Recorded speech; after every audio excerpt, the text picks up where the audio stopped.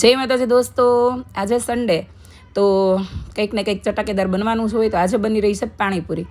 તો પહેલાં તો તમે જોઈ શકો છો ચણા બાફેલા છે, મીઠી ચટણી, ખાટું મીઠું મસ્ત મજાનું તીખું તમતમતું પાણી, કાંદા, બટાકાનો મસાલો અને મસ્ત મજાની કરકરી પૂરી. પાણીપુરી ખાવાનું ક્યારેક જ મન થાય, પણ ફેમસ થયા પછી કંઈ રસ્તા ઉપર ખાવાની જીગર ન થાય. અને એ પાણીપુરી તો હું વધીને વેચને જ ખાઈ શકું, વધારે ખાઈ ન શકું, કારણ કે ખબર નહીં કેમ. અને ઘરે બનાવેલી હોય ને તો એક કહેવાય 50-60 પૂરી ખવાઈ જતી હશે. તો ચલો પાણીપુરીની રેસીપીમાં, મતલબમાં પાણીનો વિડીયો મને ઘણા બધાએ કીધું હતું કે બનાવજો ને કૃષ્ણાબેન, તમે પાણીપુરી બનાવો ત્યારે પાણી કેવી રીતે બનાવો છો. તો ચલો આજે હું તમને શોર્ટકટ વિડીયો બનાવીને રેસીપી આપી દઉં. પહેલાં મેં ચણા અને બટાકા મીઠું નાખીને બાફા મૂકી દીધા હતા. અને રામાપીરનો હાથ છે તો કુકર ખોલી સીધા બટાકા કાઢવા માંડીશું. પણ છેલ્લે 2 બટાકા કાઢવા માટે મારે ચીપિયાની જરૂર પડી હતી. આવે એટલે બધા નહોતા નીકળી ગયા, કારણ કે નીચે છે ને ગરમ હતું પાણી, એટલે તો મસ્તી રૂકની નહીં ચાહીએ. તો આવી રીતે બધા બટાકા મેં કાઢી લીધા છે અને એના પપ્પાને ફોલવા આપી દીધા છે. સન્ડે છે તો એટલા તો કામમાં આવે જ ને. તો લીલા ધાણા, આદુ, મરચી અને 3-4 લસણની કળી, આના મેં ટુકડા કરી લીધા છે બધાના.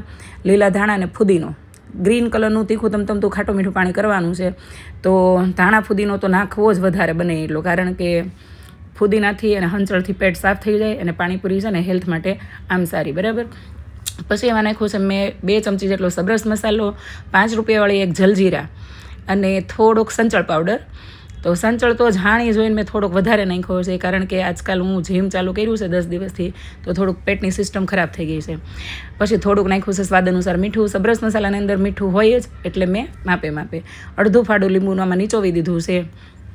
લીંબુ ન નાખો તો ચાલે, કારણ કે ઉપરથી નાખવું હોય તો, પણ મને ખાટું મીઠું તીખું પાણી ભાવે એટલે મેં 5 તો મરચી નાખ્યું છે.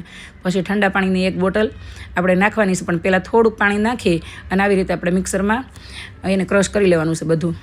મિની મિક્સર મારું ખરાબ થઈ ગયું છે, અને જ્યારે જરૂર પડે ને તઈ મને યાદ આવે છે. જરૂર પડે ત્યારે યાદ આવે ને પછી કાંઈ રિપેર કરવાનો મેળ આવતો નથી. કોણ મારી જેવું છે કે સાઈડમાં મૂકી દે ખરાબ થઈ ગયા પછી જ્યારે મુહૂર્ત આવશે ત્યારે રિપેર કરાવશું, બાકી આ મિક્સર હાલે ત્યાં સુધી તો કંઈ યાદ આવે એમ નથી. તો આવી રીતે મસ્ત મજાનું મેં પાણી ક્રશ કરી લીધું છે. આદુ અને લસણના ટુકડા નાખ્યા છે અને મરચીના ટુકડા નાખ્યા છે, એટલે પાણી થોડુંક આમ વધારે ક્રશ કરવાનું છે. તો તમે જોઈ શકો છો લીલું મસ્ત મજાનું પાણી થઈ ગયું. અને ટેસ્ટમાં તો કાંઈ ન ઘટે, ખાટું, ખારું, તીખું અને ખાટું મીઠું. તો 1 બોટલ પાણી નાખી દીધું છે મેં એની અંદર, અને પાણી બનાવી નાખ્યું છે. પછી 7 થી 8 આઈસ ક્યુબ નાખ્યા છે. તો ઠંડુ મસ્ત મજાનું પાણી બની ગયું. તો આવી રીતે હું બનાવી રહી છું પાણી. તમે આવી રીતે બનાવજો ઘરે, અને તમે કેમ બનાવો છો એ લખજો કમેન્ટમાં. અને બટેકા મને પતિદેવે મારા ફોલી દીધા છે. હવે આની અંદર આપણે થોડાક લાઇટ બધા મસાલા નાખવાના છે. તો મીઠું નાખી દીધું છે. બાફતી વખતે મીઠું નાખ્યું છે, એટલે આમાં માપે મતલબમાં ટેસ્ટ અનુસાર. અને પછી આપણે એની અંદર નાખવાનું છે સબરસ મસાલો.